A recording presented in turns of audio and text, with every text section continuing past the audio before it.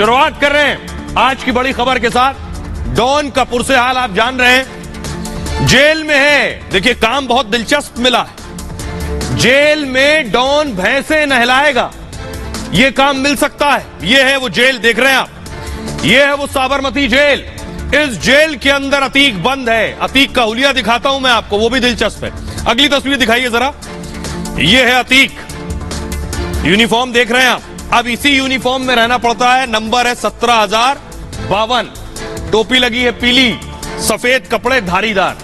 सारा भौकाल जो है वो अब हवा हो चुका है। तो अतीक को अब क्या क्या करना पड़ेगा ये मैं आपको बताऊंगा, लेकिन अब अतीक को अब कौन से दिन याद आ रहे हैं वो देखिए जरा।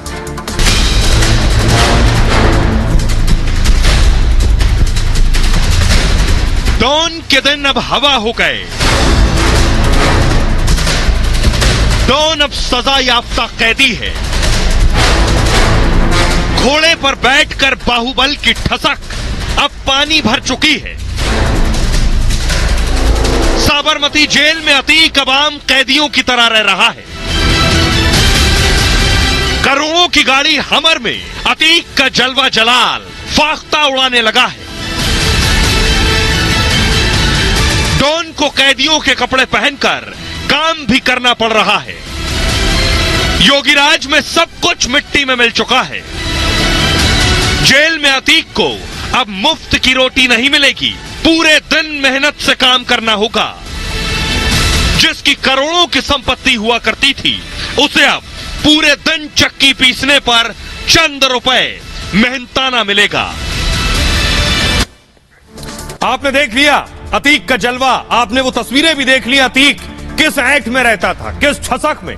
अब आपको दिखाने जा रहा हूं डॉन क्या क्या करने वाला है। ये देखिए जरा, ये आप देख रहे हैं, डॉन को भैंस नहलाने का भी काम मिल सकता है।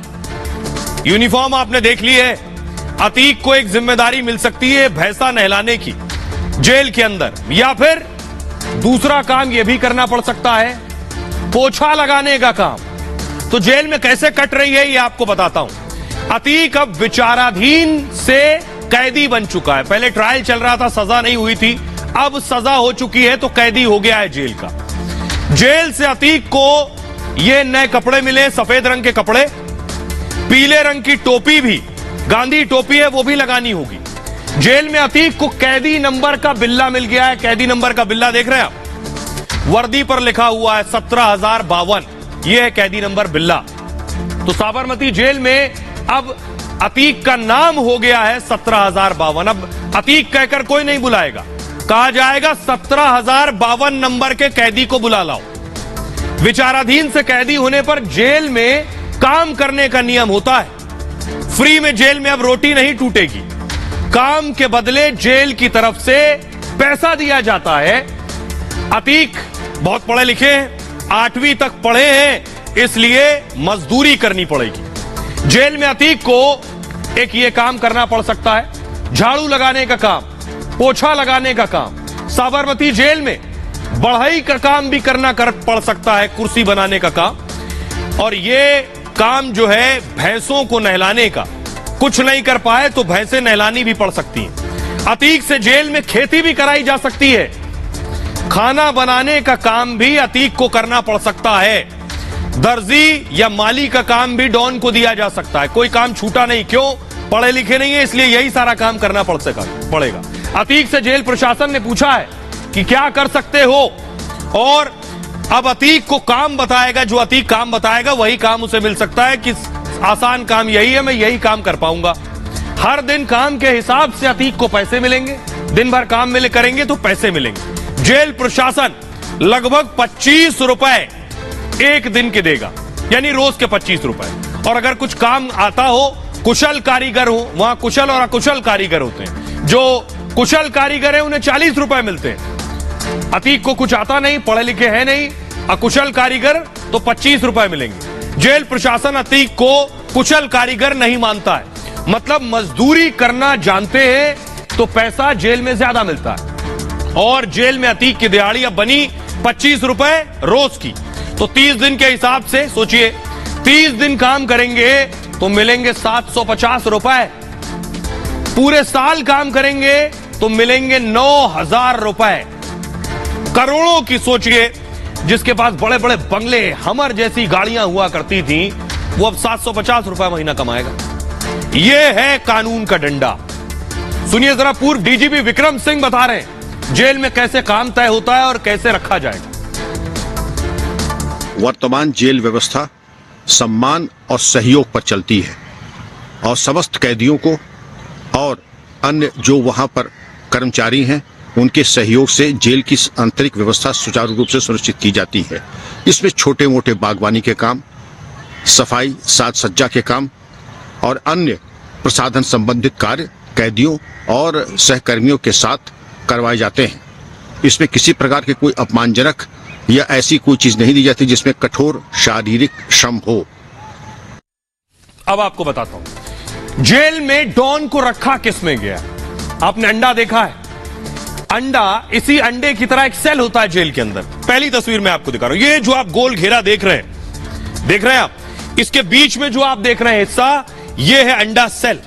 डॉन को इसी तरह के अंडा सेल में रखा गया है। ये तो मैं आपको महाराष्ट्र की अंडा सेल दिखा रहा हूं। अगली तस्वीर दिखाई जरा, अंडा सेल कैसी होती है। आप देख रहे हैं पूरी गोल, पूरी तरफ से बंद, कहीं से न आने जाने का रास्ता आपको समझ में आएगा, न जाली जंगला आपको नजर आएगा कहीं से झांक सके। ऐसा होता है अंडा सेल। अगली तस्वीर दिखाइए। ये आप देख रहे हैं, ये अंडाकार अंडा सेल होती है। ऐसी ही जेल में अतीक को रखा जाना है। तो अब मैं आपको बताता हूं अंदर से ये जेल कैसी होती है। अतीक आखिर क्यों अंडा सेल में रखा जाने वाला है? अतीक की जिंदगी अब 180 डिग्री घूम गई।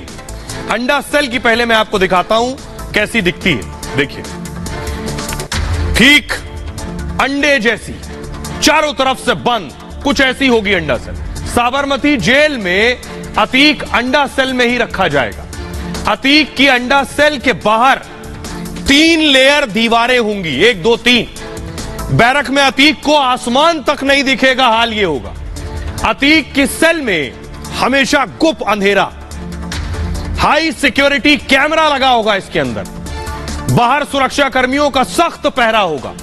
अब देखिए, इसके अंदर जो होगा ऐसा अंडा, देख रहे हैं आप, इसी तरह की अंडा सेल होगी। अतीक को पहली बार इस अंडा सेल में रखा गया है और अंडा के आकार का होता है ये अंडा सेल। आप देख रहे हैं कर्व ऊपर से, इसी अंडे के आकार का होता है। अंडाकार सेल जेल का बहुत खास हिस्सा होता है। सेल में सबसे खतरनाक जो अपराधी होते हैं उन्हें रखा जाता है। अंडा सेल में परिंदा भी पर नहीं मार सकता है। बम से हमला भी इस सेल पर असर नहीं करता है। सूरज की रोशनी तक अंदर दाखिल नहीं होगी, ऐसा अंडा सेल, गुप्त अंधेरा। बिजली की सुविधा भी अंदर नहीं होती है। मैं आगे आपको बताऊंगा किसे किसे अंडा सेल में रखा गया और जो रहे हैं निकल के आने के बाद उन्हें क्या हुआ है। अंडा सेल में अपराधी हमेशा अंधेरे में रहता है। हर कोने पर सीसीटीवी निगरानी, वो सीसीटीवी जो अंधेरे में भी जिनमें जो कैप्चर कर सके। सेल के बाहर भी सुरक्षा कर्मी मौजूद होंगे। इस सेल की दीवारें खास कंक्रीट की बनी होती है, तोड़ी ना जा सके। सेल की नींव यानी बुनियाद, बेस बहुत मजबूत बनता है ताकि कोई कैदी इसमें सुरंग भी ना खोद सके। और इसे मूव कीजिए आगे। नींव की मजबूती से सुरंग नहीं खोदी जा सकती। सेल के बाहर भी कटीले तार लगे होते हैं चारों तरफ। सेल में ही खाने और शौच की भी व्यवस्था होती है। ऐसा है ये अंडा सेल। आइए अब मैं आपको दिखाने जा रहा हूं कि आखिर कौन कौन वो आरोपी रहे जिन्हें इस तरह के अंडा सेल में रखा गया है। क्यों रखा गया ये भी मैं आपको बताऊंगा, एक्सपर्ट्स क्या कहते हैं। लेकिन जरा देखिए, उन सबको जानते हैं जो बड़े बड़े लोग जिन्हें इस तरह के अंडा सेल में रखा गया। पहली तस्वीर देखिए, पहचानिए कौन शख्स है। संजय दत्त। नेता और फिल्म अभिनेताओं को भी अंडा सेल में सजा काटनी पड़ी। 1993 के मुंबई ब्लास्ट से जुड़े मामले में दोषी करार होने के बाद अभिनेता संजय दत्त को ऑर्थर रोड जेल की कड़ी सुरक्षा वाली अंडा सेल में रखा गया था। और कहा यह जाता है कि अंडा सेल में संजय दत्त बहुत बेचैन रहते थे। खुद को शांत करने के लिए हनुमान चालीसा का पाठ करते थे। अकेले संजय दत्त नहीं, 2008 में मुंबई में हुए आतंकी हमले के मुख्य आरोपी पाकिस्तानी आतंकवादी अजमल कसाब को भी ऑर्थर रोड की अंडा सेल में ही रखा गया था। बाद में कसाब को पुणे की येरवडा जेल में शिफ्ट कर दिया गया था। 2012 में येरवडा जेल में कसाब को फांसी दे दी गई।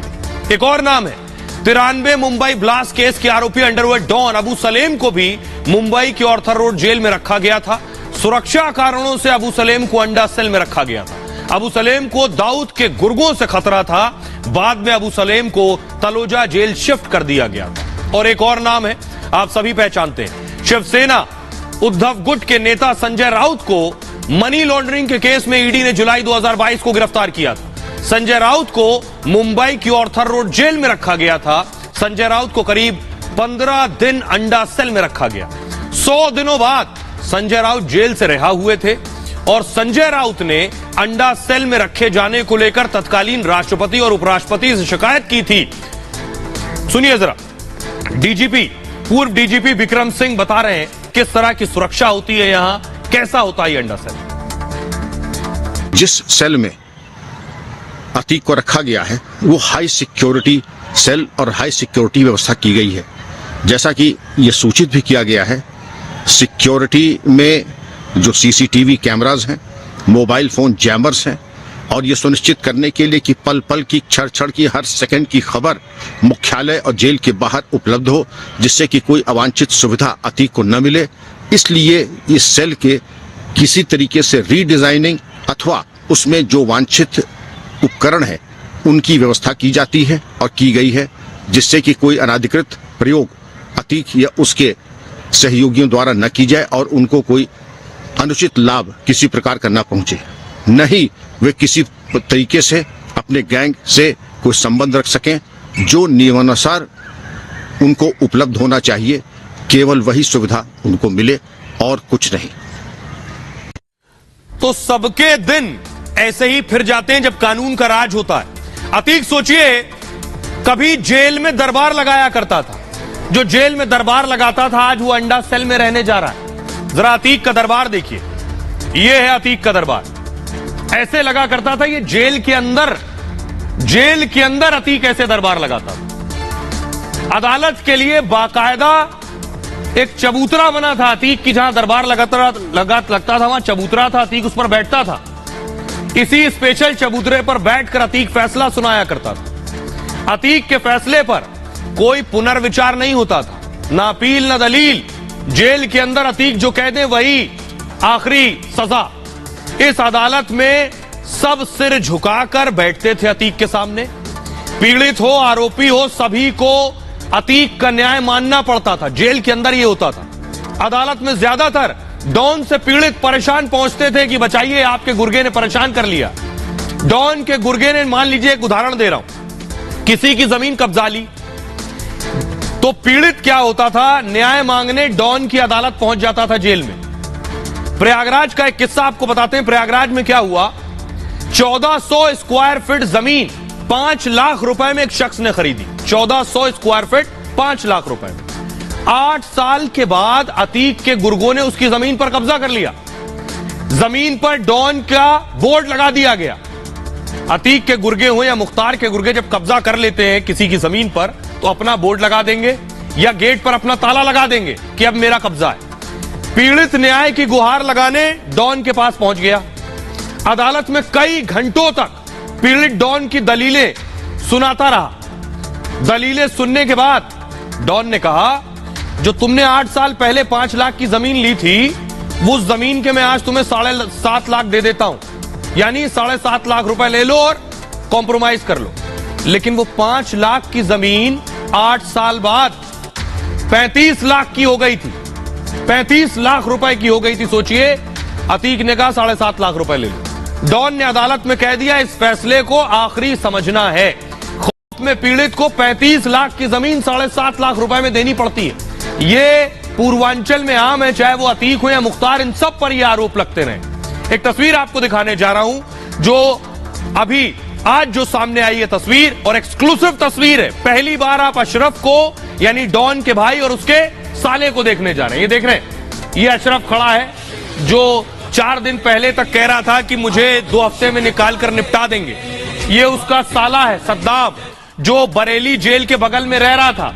और एक और की तस्वीर मैं दिखाने जा रहा हूं, पीछे जो बड़े बाल वाला दिख रहा है आपको, ये असद जिसने उमेश पाल की हत्या की है। फुल स्क्रीन लीजिए जरा तस्वीर। ये तस्वीर उमेश पाल की हत्या से कुछ दिन पहले की है। बताया जा रहा है कि पेशी के लिए अशरफ को ले जाया गया था। सोचिए, पेशी के दौरान ले जाया जाता है तो ऐसे आओ भगत होती है। अशरफ का साला सद्दाम भी बगल में है और उमेश की हत्या करने वाला असद पीछे खड़ा नजर आ रहा है। असद इसी तरह अशरफ से मिला। अब पुलिस एक्शन में एसटीएफ ने क्या किया, अतीक के बहनोई को उठा लिया है। तस्वीर में आपको दिखाने जा रहा हूं, यह है अतीक के बहनोई। अतीक के बहनोई की गिरफ्तारी मेरठ से हुई है। मेरठ से एसटीएफ ने उठा लिया है और बड़े आरोप हैं। अगली तस्वीर दिखाई जरा इनकी, ये देख रहे हैं, मेरठ में इनके पोस्टर भी लगे। मोहम्मद इखलाक नाम है और पार्षद का चुनाव लड़ चुके हैं पहले, नगर निगम वार्ड 73। आइए इन पर आरोप क्या है, क्यों इनकी गिरफ्तारी हुई है, क्यों इनको एसटीएफ ने उठाया है और बड़े सबूत इनसे एसटीएफ निकाल सकती है। देखिए जरा, ये बैठे, ये है अतीक के बहनोई। कल देर रात एसटीएफ ने डॉन के बहनोई के घर पहुंची। एसटीएफ डॉन अतीक के बहन बहनोई मेरठ में रहते हैं और छापेमारी में डॉन के बहनोई को गिरफ्तार कर लिया गया। डॉन के बहनोई भी उमेश हत्याकांड में साजिशकर्ता बताए जा रहे हैं। अतीक के बहनोई इखलाक ने, ये जो बैठे आगे, ये इखलाक है, शूटर्स को पनाह दी। असद यानी हत्याकांड के बाद असद और शूटर्स मेरठ गए थे। मेरठ जाने के बाद असद के साथ ही गुड्डू मुस्लिम, शूटर साबिर भी मौजूद थे। असद शूटर्स के साथ इखलाक के घर में रुका था, यानी इन्हीं के घर में ये सब रुके। इखलाक पर शूटर्स को आर्थिक मदद देने का भी आरोप लग रहा है। इखलाक को पुलिस मेरठ से प्रयागराज ले जा चुकी है। प्रयागराज में इखलाक से पुलिस पूछताछ करने वाली है और इखलाक पहले भी सुरक्षा कर्मियों, सुरक्षा एजेंसियों के रडार पर रह चुका है। कई बार पहले भी इखलाक से पूछताछ हो चुकी है। हिरासत में लिया जा चुका है अतीक का बहनोई इखलाक। अब मैं आपको बताता हूं, अतीक का पूरा साम्राज्य खत्म किया जा चुका है। अतीक के पास दाने दाने को मोहताजी है। तस्वीरें मैं आपको दिखाने जा रहा हूं, अतीक का साम्राज्य कैसे खत्म हुआ। ये तस्वीर आप देख रहे हैं, फुल स्क्रीन लीजिए जरा। ये अतीक की वो प्रॉपर्टी है जो कभी हुआ करती थी। अब अतीक की ये प्रॉपर्टी मिट्टी में मिलाई जा चुकी है। ये मैं क्यों कह रहा हूं, क्योंकि कुछ तस्वीरें मैं आपको दिखाने जा रहा हूं और बताऊंगा अतीक कैसे चढ़ा और कैसे अतीक गिरा। ये तस्वीरें तो आपने देख ली, ये सारी अतीक की प्रॉपर्टी हुआ करती थी। अतीक की ताकत मैं आपको बताने जा रहा हूं, कैसे अतीक की ताकत बढ़ी। राउंड टेबल सेंटर ग्राफिक्स लूंगा कि आखिर 2004 से 4 के साथ साथ अतीक कैसे आगे बढ़ा है। देखिए जरा, बढ़ने के पीछे वजह क्या, कैसे अतीक आगे बढ़ता चला गया, ये देखिए जरा। शरीर और कद से आपको अंदाजा होगा कैसे शरीर बढ़ा, कद बढ़ा और संपत्ति बढ़ी। सबसे पहले देखिए 2004 से शुरू कर रहा हूं मैं। 2004 में क्या हुआ, 15 सालों में 8 गुना संपत्ति कागजों में बढ़ गई। अतीक 20 साल विधायक रहा, सांसद रहा और 2004 में सांसद बना तो संपत्ति देखिए कितनी थी। जब 4 में सांसद बना, 4 में सांसद बना तो संपत्ति थी लगभग 36, लगभग 3 करोड़ के आसपास। इस दौरान अतीक अहमद पर 36 केस दर्ज थे। और 2012 में देखिए जरा, 2012 में अतीक की जो संपत्ति थी वो 25 करोड़ हो गई। चुनाव लड़ा 2012 में जब, इस दौरान अतीक अहमद पर 44 केस दर्ज हुए। 2014 में देखिए जरा, 14 में श्रावस्ती से चुनाव लड़ा, संपत्ति 25.93 करोड़, यानी 25 करोड़ 93 लाख। इस दौरान अतीक पर दर्ज केस की संख्या 42 हो गई। 2014 में फूलपुर उपचुनाव में अतीक मैदान में उतरा और इस दौरान अतीक की संपत्ति 25 करोड़ 50 लाख हो गई।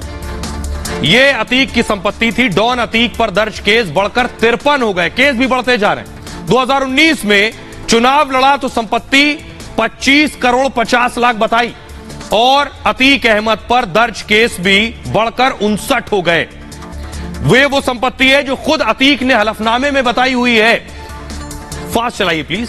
अतीक की अवैध संपत्तियों का कोई रिकॉर्ड नहीं। हर हफ्ते हर महीने जांच में नई संपत्ति मिल रही है अतीक की। अब देखिए जरा योगी राज में क्या हुआ। योगी राज में अतीक पर एक्शन शुरू हो गया और 3 साल में 1700 करोड़ की संपत्ति मिट्टी में मिल गई। करीब 1166 करोड़ रुपए की अवैध संपत्ति कुर्क कर दी गई अतीक की। 500 करोड़ की संपत्ति पर बुलडोजर चला दिया गया। ईडी ने भी 100 करोड़ की संपत्ति पर कार्रवाई की है। यह हुआ है अतीक की संपत्ति के साथ। आइए अब मैं आपको दिखाता हूं कि आखिर अतीक की कुछ संपत्तियों पर बुलडोजर चला तो उस पर क्या बड़ा काम हुआ है। यह तस्वीर दिखाइए जरा। ये आप देख रहे हैं अतीक की संपत्ति पर बुलडोजर चला। करोड़ों रुपयों की संपत्ति पर बुलडोजर चला है जो अवैध कब्जाई हुई थी। सिर्फ गिराई नहीं गई, नेक काम भी हुआ है। अगली तस्वीर दिखाइए। योगी आदित्यनाथ जो भूमि पूजन कर रहे हैं, अतीक की एक संपत्ति थी जिस पर बुलडोजर चलाया योगी ने, उसके बाद उसी पर भूमि पूजन किया। अगली तस्वीर दिखाइए। और गरीबों के लिए उस पर घर बन रहे हैं। यह अतीक की जमीन थी जिस पर बुलडोजर योगी ने चलाया और अब घर बनकर खड़े हो गए। अब मैं आपको बताता हूं कि आखिर कौन सी जमीन थी अतीक की, किन लोगों के लिए घर बन रहे हैं, किन लोगों को ये घर दिए जाएंगे, कब इस पर एक्शन हुआ है। ये आप देख रहे हैं, ये वो घर हैं जो बनकर तैयार हो रहे हैं और ये वो इमारत है जो गिराई गई। अतीक के कब्जे वाली जमीन पर गरीबों के लिए मकान बनने शुरू हो गए। प्रधानमंत्री आवास योजना के तहत ये फ्लैट बन रहे हैं। प्रयागराज में सरकारी जमीन पर अतीक का कब्जा था। योगी सरकार ने जमीन को कब्जे से खाली कराया। दिसंबर 2021 में सीएम योगी ने खुद यहां भूमि पूजन किया। 15,000 स्क्वायर फीट में 4 टावर बनाए जा रहे हैं। 4 टावर में कुल 76 फ्लैट बनकर तैयार हो रहे हैं। ये गरीबों को मिलेंगे। इससे ज्यादा नेक काम कोई हो नहीं सकता। सीएम योगी खुद परियोजना की निगरानी कर रहे हैं। दिसंबर 2023 में गरीबों को फ्लैट्स की चाबी मिल सकती है। एक फ्लैट पर करीब 6 लाख की लागत आई है और सरकार 2.5 लाख की सहायता दे रही है एक फ्लैट पर। लाभार्थी को फ्लैट 3.5 लाख रुपए में मिल जाएगा। फ्लैट के रजिस्ट्रेशन शुरू हो चुके हैं। 30 जुलाई तक ऑनलाइन आवेदन किया जा सकेगा इसका। पीडीए यानी प्रयागराज डेवलपमेंट अथॉरिटी लॉटरी निकाल कर फ्लैट का आवंटन करेगी। आइए अब मैं आपको दिखाता हूं कुछ और तस्वीर कि अतीक पर शिकंजा कसता चला जा रहा है। प्रयागराज से एक टीम फिर साबरमती जेल पहुंच चुकी है। देख रहे हैं तस्वीर। यह तस्वीरें मैं आपको दिखा रहा हूं। उत्तर प्रदेश पुलिस साबरमती जेल पहुंची है अतीक से पूछताछ करने के लिए। अगली तस्वीर दिखाइए जरा। अतीक का बेटा अली जो है वो जेल में है रंगदारी मांगने के मामले में। एक शख्स को मार पीट कर उससे पैसा मांगा था। एक और शख्स है मोहित जायसवाल, उसे भी मार पीट कर पैसा मांगा था। उसकी आप बीती सुनिए जरा, कैसे उसकी पिटाई की थी इन लोगों ने। 26 साल की घटना है। मुझे जबरन देवरिया जेल ले जाया गया। जेल ले जाके मुझे जेल के अंदर ले जाया गया, जहाँ पर पहले से ही अतीक जो पूर्व सांसद आपके अतीक अहमद जी हैं, उनके वो प्लस उनके बेटे और बाकी लोग जो उनके टीम में थे, सभी लोग वहाँ पर थे।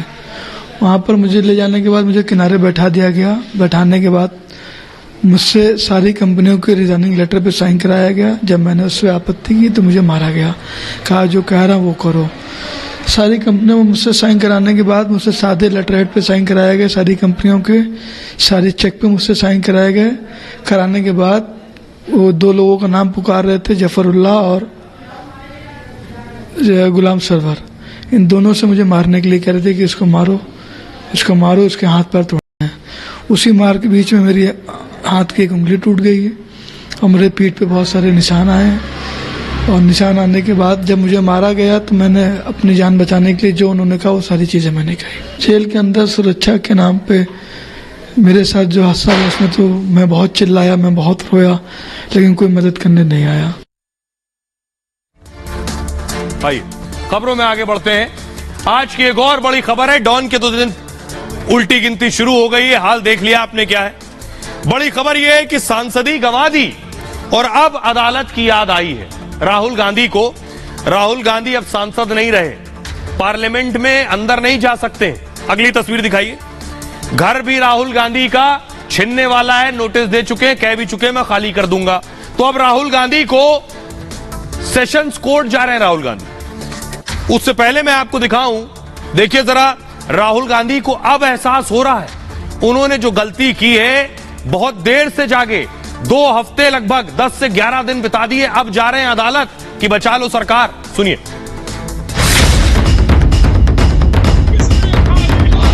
अगर ये सोचें कि मुझे डिस्क्वालीफाई करके, धमका के, जेल में डाल के मुझे बंद कर सकते, नहीं, मेरी वो हिस्ट्री नहीं है। कहावत है, सब कुछ लुटाकर होश में आए तो भला क्या फायदा। राहुल गांधी के साथ कुछ ऐसा ही हो रहा है। पहले उनकी सांसदी गई, फिर बंगला जाने लगा। राहुल की साख और राजनीति सवालों में थी, लेकिन अकड़ थी कि कम होने का नाम नहीं ले रही थी। सवाल पूछना मैं बंद नहीं करूंगा, मैं पूछता जाऊंगा, मुझे कोई डर नहीं लगता इन लोगों से। और अगर ये सोचें कि मुझे डिस्क्वालीफाई करके, धमका के, जेल में डाल के मुझे बंद कर सकते, नहीं, मेरी वो हिस्ट्री नहीं है। सवाल पूछना मैं बंद नहीं करूंगा, मैं पूछता जाऊंगा, मुझे कोई डर नहीं लगता इन लोगों से। और अगर ये सोचें कि मुझे डिस्क्वालीफाई करके, धमका के, जेल में डाल के मुझे बंद कर सकते, नहीं, मेरी वो हिस्ट्री नहीं है। कांग्रेस ने अपने युवराज के लिए प्रदर्शन तो बहुत किया, लेकिन 10 दिन में समझ में आ गया कि लोकतंत्र और न्याय के सामने धमकी और हंगामे वाली चाल चलने वाली नहीं। इनका अंतर क्या है और बाहर क्या है, दिखावा क्या है और असलियत क्या है, उसके लिए एक ही पंक्ति सही लगती है कि अंदर से मैलो ही हो, बाहर रूप अनेक, नारायण तासो भलो कौआ तनमन ही। राइट, अब मैं आपको बताता हूं राहुल गांधी सेशंस कोर्ट जाने वाले। उससे पहले आपको तस्वीर दिखाता हूं, तस्वीर दिखाइए पहले। सेशंस कोर्ट की तस्वीर है। सेशंस कोर्ट ये आप देख रहे हैं, डिस्ट्रिक्ट एंड सेशंस कोर्ट सूरत। राहुल गांधी कल इस कोर्ट में जा सकते हैं। क्यों जा रहे हैं कोर्ट, ये आपको बताता हूं। राहुल गांधी में कोर्ट में जाने के पीछे वजह है, देर से आए, मानहानि केस जो राहुल पर हुआ था, राहुल इस मामले में अदालत में जाएंगे जिसमें दोषी करार दिए गए। सूरत की कोर्ट ने दोषी करार दिया है। सूरत की सेशंस कोर्ट में जाकर राहुल अब अपील करेंगे। 11 दिन बाद फैसले को चुनौती देंगे। 11 दिन लग गए राहुल गांधी को यह सोचने में कि अदालत जाए और फैसले को चुनौती दें। 23 मार्च को राहुल को दोषी करार दिया गया था। मोदी सरनेम पर विवादित बयान के मामले में इन पर कार्रवाई हुई और सूरत की एक कोर्ट ने 2 साल की सजा सुनाई है राहुल को। तुरंत जमानत पर 1 महीने की फिलहाल रोक लगाई। अभी सजा के बाद 24 मार्च को राहुल की सांसदी चली गई। राहुल को बंगला खाली करने का नोटिस मिल चुका है, लेकिन राहुल ने ऊपरी अदालत में कोई अपील नहीं की क्योंकि इस फैसले पर कांग्रेस 2 धड़ों में बटी हुई थी। अब देखिए कैसे बटी थी। एक धड़ा चाहता था कि फैसले को हाईकोर्ट में चुनौती दे, ऊपरी अदालत में चुनौती ना देना, गलती मान लिया जाएगा, समझा जाएगा कि अगर मतलब चुनौती अगर दे दी तो माना जाएगा गलती कर दी।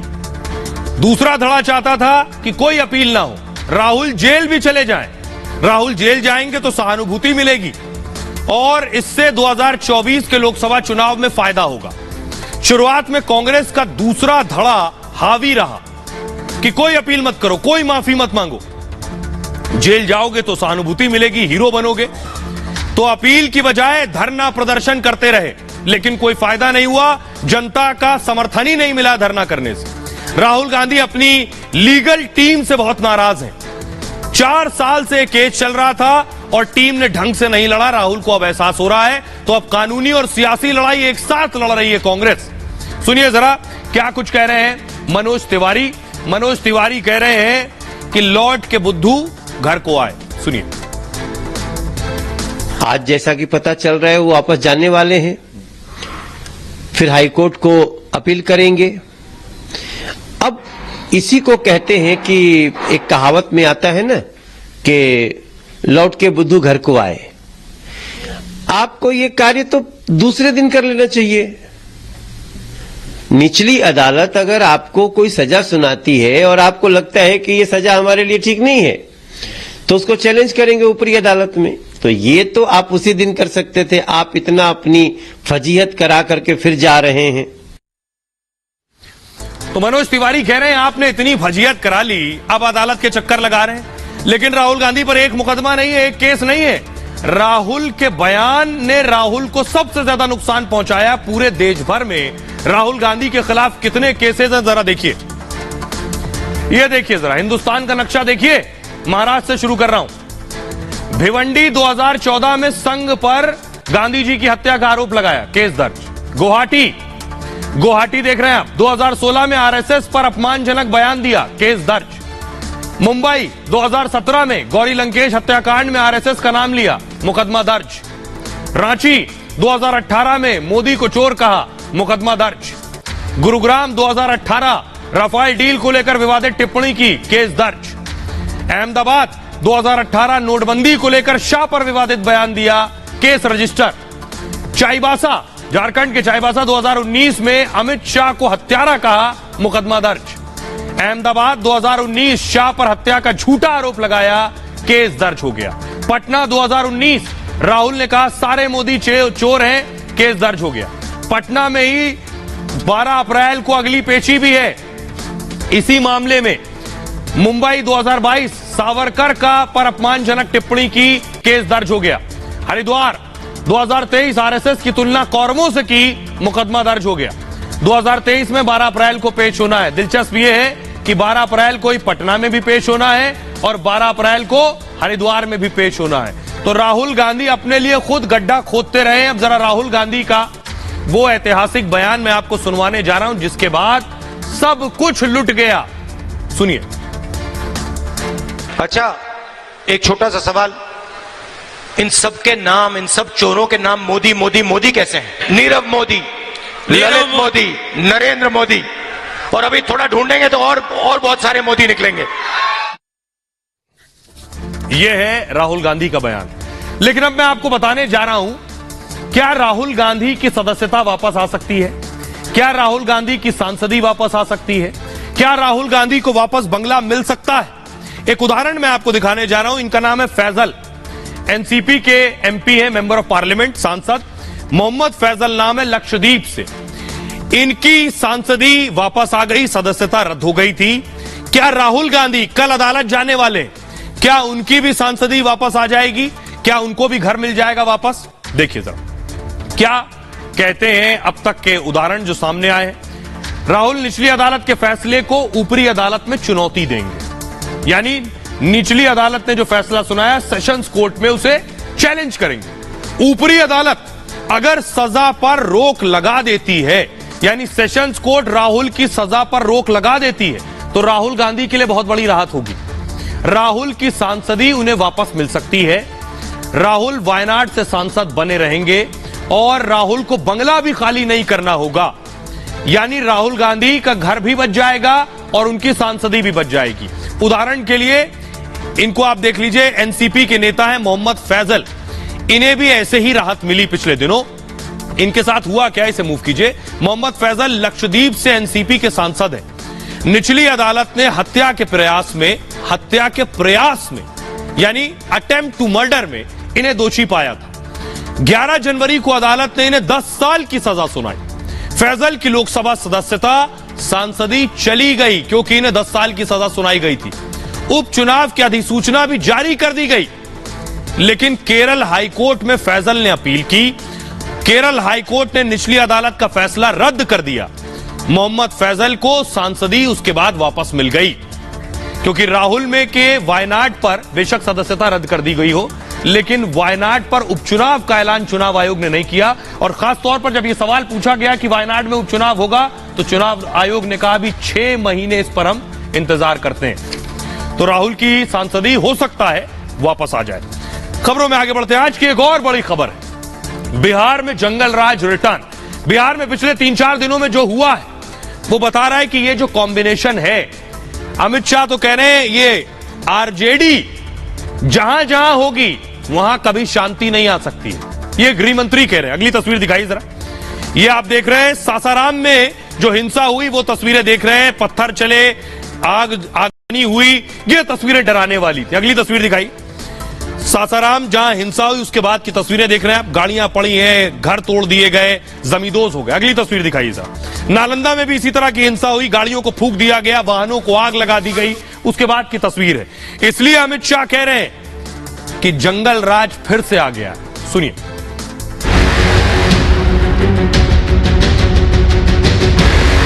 जंगल राज के प्रणेता लालू प्रसाद यादव की पार्टी उपस्थित हो, वो सरकार बिहार में शांति ला सकती है क्या, बताइए। ये दंगा करने वालों को उल्टा लटका कर सीधा करने का काम ये भारतीय जनता पार्टी करेगी। मगर नीतीश बाबू प्रधानमंत्री बनने के मोह में आज उनके साथ चले गए। बिहार में हाहाकार है, जगह जगह हिंसा, आगजनी और गोलीबारी से लोग सहमे हुए। सासाराम में अब भी तनाव है। अचानक से धमाका होता है इसी घर में। बताया जा रहा है जानकारी के मुताबिक विस्फोटक की मिसहैंडलिंग के दौरान ये धमाका हो जाता है। देखिए ये जो मोटी छत थी अचानक से यहाँ पर टूट करके गिर जाती है और ये देखिए किस तरह से यहाँ पर अब पूरा मलबा यहाँ पर आपको दिखाई दे रहा है और पास ही में ये यहाँ पर स्कूटी पड़ी हुई है। नालंदा उबल रहा है, लोग घरों में दुबके हैं, किसी अनहोनी से भी डरे हुए हैं। मार्च कर रही है यहाँ पर शांतिपूर्ण व्यवस्था बनाए रखने के लिए और ये कतारबद्ध होकर काफी संख्या में शहर में मार्च कर रहे हैं। बिल्कुल कर्फ्यू सा नजारा है। देख सकते हैं कि आसपास के जो दुकान हैं सभी बंद हैं और स्थिति जो है तनावपूर्ण बनी।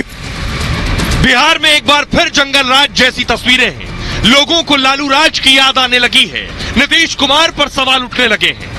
हम तुष्टीकरण में नहीं मानते, हम वोट बैंक की राजनीति नहीं करते हैं, हमारे शासन में दंगे नहीं होते।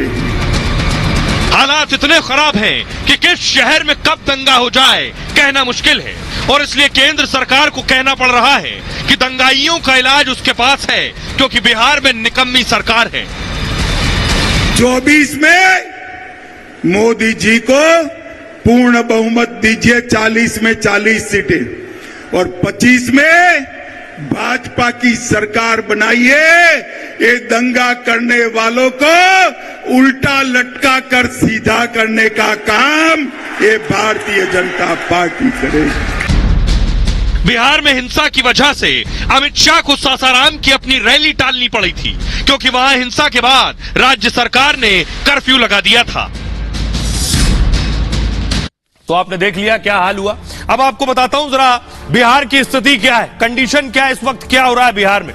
यह तस्वीर है, एफएसएल की टीम पहुंची है, यानी फॉरेंसिक टीम पहुंची है बिहार। सासाराम देख रहे हैं, वहां जांच करने के लिए कि कौन कौन से लोग शामिल थे, किस तरह से हिंसा की गई। अगली तस्वीर दिखाई जरा, फ्लैग मार्च और अगली तस्वीर ये आप देख रहे हैं। सासाराम में सड़कों पर पुलिस, केंद्रीय सुरक्षा बल मौजूद है।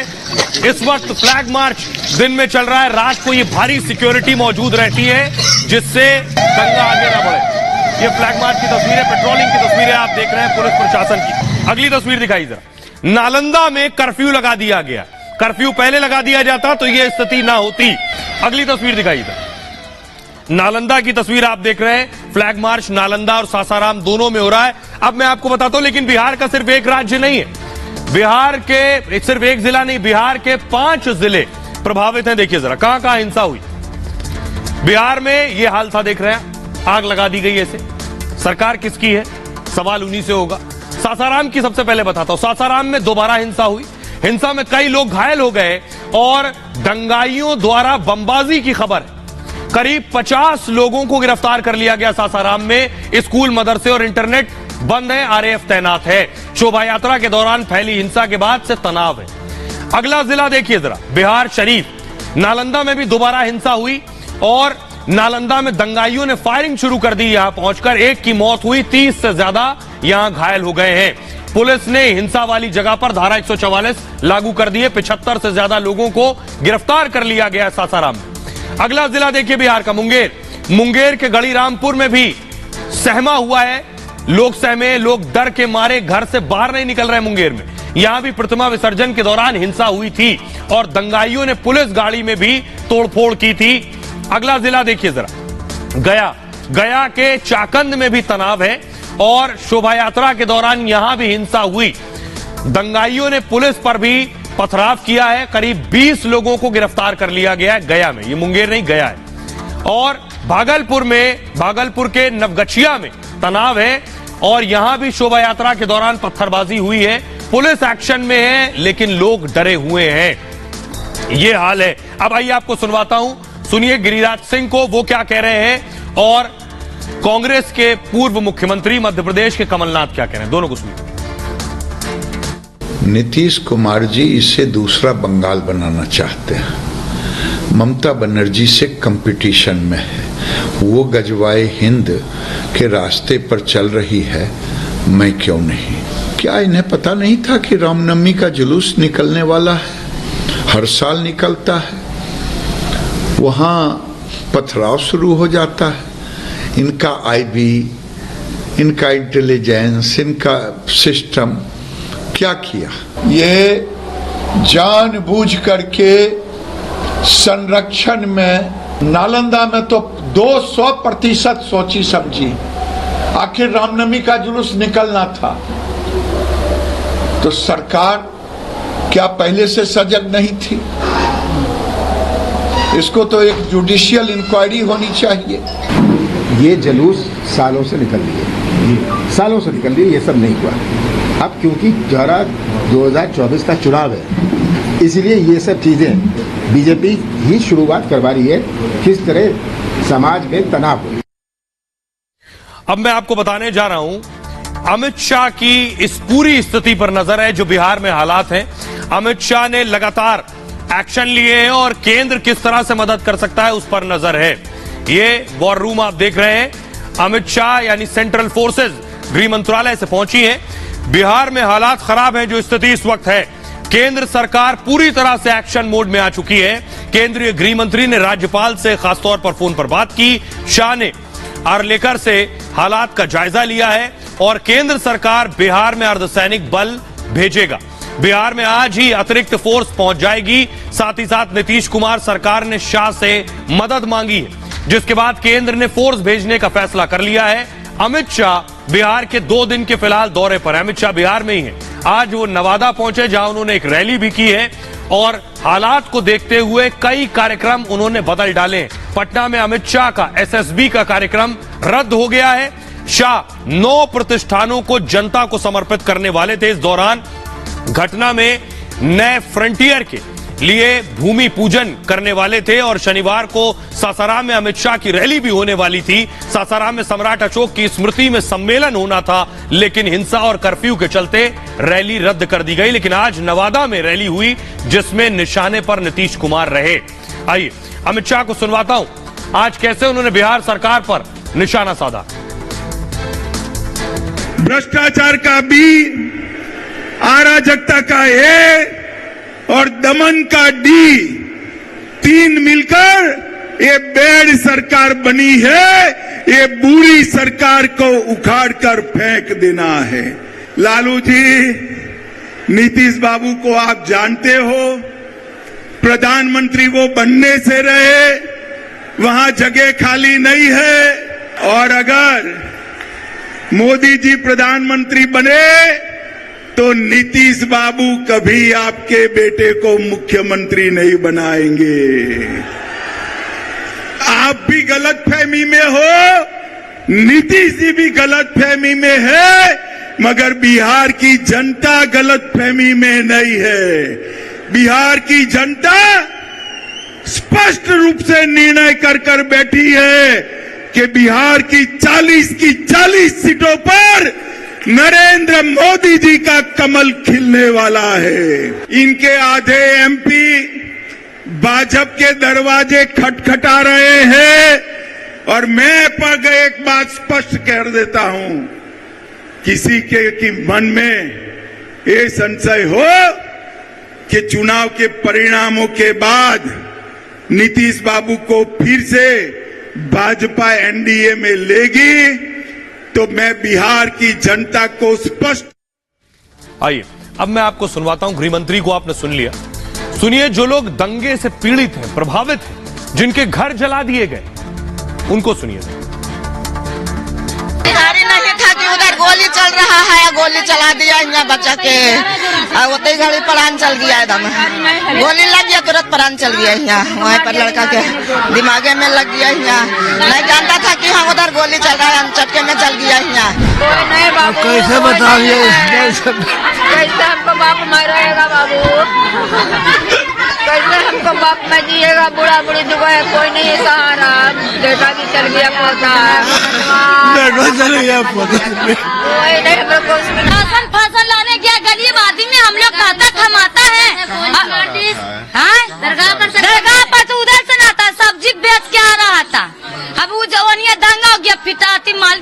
हमारा कोई कमा के वाला नहीं कोई है रंजबा कोई कमा के नहीं तो हमरा भी किया मांगा हो गया। जब हमको भी मरीजों को नहीं मिलता उसका अंतिम हमको उस दर्शन के लिए नहीं मिलता उसको क्या मांग सकते। तो नीतीश कुमार उम्मीद करता हूं पीड़ितों को सुन रहे होंगे, क्योंकि चुनाव के दौरान वोट मांगने इन्हीं के बीच जाना है। आज की एक और खबर है, राहुल गांधी के दिन अच्छे नहीं चल रहे, फिर फंस गए। सावरकर पर फंस गए हैं राहुल गांधी। आए दिन सावरकर पर हमला करते हैं, ये आप देख रहे हैं। अब हो क्या रहा है, राहुल गांधी सावरकर पर हमला कर रहे हैं और बीजेपी और शिंदे मिलकर सावरकर के लिए रोड शो कर रहे हैं। ये जो तस्वीर है ये राहुल गांधी को परेशान करने वाली अगली तस्वीर दिखाइए। दूसरी तरफ जो विरोधी अगली तस्वीर दिखाइए, दूसरी तस्वीर ये आप देख रहे हैं, सावरकर पर राहुल गांधी हमला कर रहे हैं। अब मैं आपको दिखाता हूं, जरा रिपोर्ट देखिए पहले।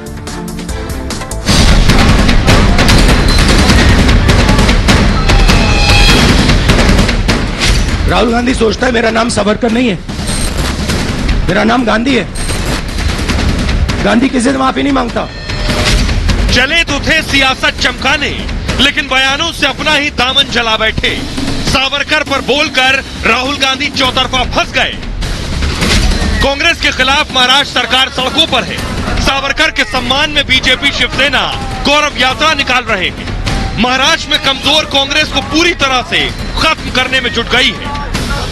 वीर सावरकर जी के सम्मान में संभाजीनगर जिला के सावरकर चौक से गौरव यात्रा निकाली जा रही है। तस्वीरों में आप देख सकते हैं जो यात्रा है वो पूरी तरह आरंभ हो चुकी है। तमाम बीजेपी की जो दिग्गज नेता है वो यहाँ पर मौजूद है और काफी संख्या में जो लोग हैं वो भी हाथों में झंडे लिए यहाँ से आगे बढ़ते हुए नजर आ रहे हैं। सावरकर वाला तीर कांग्रेस के लिए इस कदर आत्मघाती साबित हो रहा है कि उसके अपने साथी भी उसे आंख दिखाने लगे हैं, हाथ छोड़ने तक की धमकी देने लगे हैं। सावरकर पीछे वाले हम लोगों ने इनके खिलाफ कुछ बातें की थी, व्यक्तिगत नहीं थी, हिंदुवाद समाज के खिलाफ। दूसरी एक साइड है कि देश की सशक्तता के लिए। आइए अब आपको बताता हूं राहुल गांधी कैसे फंस गए। मुंबई में, महाराष्ट्र में अगर यही हाल रहा तो कांग्रेस के साथ कोई मिलकर चुनाव लड़ेगा नहीं, ना एनसीपी यानी शरद पवार और ना ही उद्धव ठाकरे। ये देख रहे हैं आप, राहुल ने फंसा दिया। राहुल ने कहा मेरा नाम सावरकर नहीं है, मैं राहुल गांधी हूं, मैं माफी नहीं मांगूंगा। सावरकर ने अंग्रेजों की मदद की थी, राहुल गांधी ने कहा। सावरकर ने बार बार माफी मांगी है, अब स्वतंत्रता सेनानियों को धोखा दिया है। अब उद्धव ठाकरे ने कहा सावरकर हमारे भगवान हैं, सावरकर का अपमान हम बर्दाश्त नहीं करेंगे, चाहे गठबंधन ही क्यों ना तोड़ना पड़ जाए, कांग्रेस ऐसा बयान न दे। राहुल को ऐसे बयानों से बचना चाहिए। संविधान बचाने के लिए हम आपके साथ हैं, लेकिन सावरकर का विरोध मंजूर नहीं है। अब शरद पवार ने भी कह दिया सावरकर ने देश के लिए बलिदान दिया है। उन्होंने कहा उनका बलिदान नजरअंदाज नहीं कर सकते हैं। सावरकर ने प्रगतिशील बातें की हैं। एनसीपी ने, शरद पवार ने कहा सावरकर पर राजनीति की जरूरत नहीं है, कांग्रेस सावरकर पर चुप रहे। राहुल गांधी के लिए इससे बड़ा झटका कोई हो नहीं सकता। अब जरा सुनिए क्या कुछ कह रहे हैं संजय राउत और क्या कह रहे हैं अनुराग ठाकुर। देखिए, वीर सावरकर हमारे लिए हमेशा एक आदर्श रहे हैं। हमने वीर सावरकर जी का पूरा विचार आत्मसात किया है, लेकिन जो वीर सावरकर की गौरव यात्रा अपने राजनीतिक फायदे के लिए कर रहे, क्या उनको सावरकर मालूम है क्या है? सावरकर जी और आरएसएस का विचारधारा से कोई मेल नहीं खाता। ये दोनों में बहुत मतभेद थे। आरएसएस सावरकर जी का हिंदुत्ववाद मानते नहीं थे, तो ये कहाँ से आए विचार सावरकर के लेकर, कहाँ जा रहे हैं? राहुल गांधी जी ने सावरकर जी का जो अपमान किया है, ना देश उनको माफ करेगा और महाराष्ट्र तो कभी भी नहीं करेगा। राहुल गांधी कहते हैं मैं सावरकर नहीं हो सकता। राहुल जी 10 जन्म लोगे तब भी सावरकर नहीं हो सकते। सावरकर जी 6 महीने बाद छुट्टी मनाने विदेश नहीं जाते थे। विदेशी लोगों का सहयोग भारत के लोकतंत्र के खिलाफ नहीं मांगते थे। सावरकर जी तो जेल की काल कोठरी में बैठकर भी भारत के स्वतंत्रता संग्राम में बड़ा योगदान देते थे। तो अभी बीएमसी चुनाव है, उसके बाद महाराष्ट्र में विधानसभा चुनाव भी होंगे। राहुल को, कांग्रेस को एक बड़ा झटका लगेगा। एक और अच्छी खबर है, नेटो जो है वो अब मोदी का साथ चाह रहा है। नेटो जो दुनिया का सबसे मजबूत संगठन है, 30 लगभग देश उसके संगठन के सदस्य हैं, और उन नेटो देशों का मतलब यह है कि जो नेटो देशों पर आंच भी आती है तो सारे देश मिलकर टूट पड़ते हैं। वो नेटो अब मोदी का साथ चाह रहा है। रिपोर्ट देखिए जरा।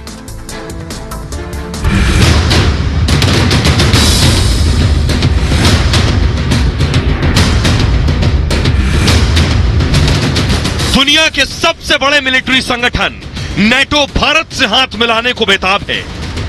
जिस संगठन में अमेरिका, फ्रांस, ब्रिटेन और ब्रिटेन जैसे शक्तिशाली देश शामिल हैं, वो संगठन अब पीएम मोदी का बाहें फैलाकर स्वागत करने की तैयारी में है। यह भारत के बढ़ते रुतबे और ताकत को दिखाता है। अमेरिका जैसा सुपर पावर चीन को काउंटर करने के लिए मोदी का साथ चाहता है। अमेरिका नेटो का मुखिया है। अमेरिका जानता है कि भारत के जुड़ने से दक्षिण एशिया में नेटो की ताकत बढ़ जाएगी। नेटो क्या चाहता है? नेटो आखिर क्यों प्रधानमंत्री मोदी को चाहता है? उसे लग रहा है कि मोदी के साथ आने से ही बात बन जाएगी। देखिए जरा नेटो में कौन कौन से हैं सदस्य। ये नेटो के चीफ हैं जिन्हें आप देख रहे हैं। नेटो में बाइडेन, नेटो में फ्रांस, ब्रिटेन, कनाडा शामिल है। भारत के नेटो में शामिल होने का रास्ता खुला, यह कहा गया। अमेरिका के प्रतिनिधि जूलियन स्मिथ का बयान आया है। उनका कहना है कि भारत चाहता है तो नेटो जोड़ने के लिए तैयार है उनके साथ। नेटो के दरवाजे भारत के लिए हमेशा खुले हुए हैं। नेटो गठबंधन ज्यादा जुड़ाव के लिए खुला हुआ है और दुनिया भर में नेटो के अलग अलग 40 पार्टनर हैं। कुछ दिन पहले भारत में रायसीना डायलॉग्स का आयोजन हुआ था। इस दौरान नेटो के अधिकारी भारतीय अधिकारियों से मिले थे। इसी के बाद नेटो में शामिल होने की चर्चा और तेज हो गई। 2011 में भी भारत के नेटो में शामिल होने की चर्चा थी। उस वक्त के अमेरिकी प्रतिनिधि ने यह बयान दिया था, अफगानिस्तान में दोनों देश साथ मिलकर काम कर रहे हैं इस वक्त। दूसरी जगहों पर भी भारत का सहयोग लिया जा सकता है। यह है तैयारी नेटो की। अब यह भारत का रुख है कि प्रधानमंत्री मोदी नेटो में जुड़ना चाहते हैं या भारत जुड़ना चाहता है या नहीं। बहरहाल ये भारत की बात है। मैं इतना ही। आप अपना बहुत ख्याल रखिए। एक छोटे से ब्रेक के लिए रुक रहे हैं, लौट रहे हैं कुछ और बड़ी खबरों के साथ।